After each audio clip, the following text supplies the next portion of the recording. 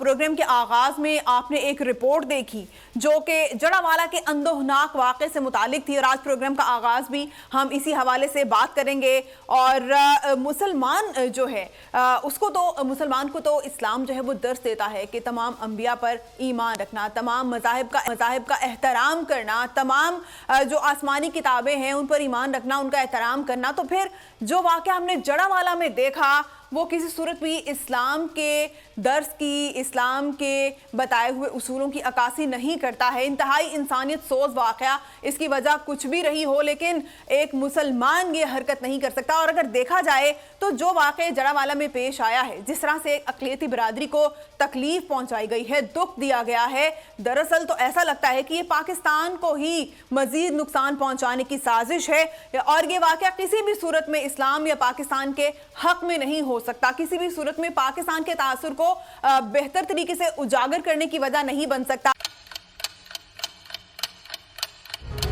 آپ لوگ اس ملک پاکستان میں آزاد ہیں۔ صحافتی اصولوں پر کاربند بول نیوز نے رکھی روایت برقرار۔ بول نیوز کی جانب سے دیکھنے والوں کو یوم آزادی کی بے حد مبارکباد۔ ملک بھر سے جشن آزادی کی تقریبات بول نے دکھائی اپنی سکرین پر۔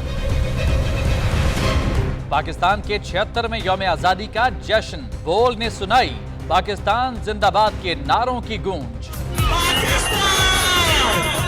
بول کی سب سے بڑی ٹرانسمیشن میں پاکستان کا نام روشن کرنے والوں نے دیے قوم کو پیغامات۔ بے پناہ مشکلات کا سامنا کر کے اس ملک کو حاصل کیا۔ آزاد قوموں کو بہت سی قربانیاں دینی پڑتی ہیں۔ 76 واریوں میں آزادی کا دن جوش و خروش کے ساتھ منایا، کیونکہ زندہ باد پاکستان یہ ہے بول کی پہچان۔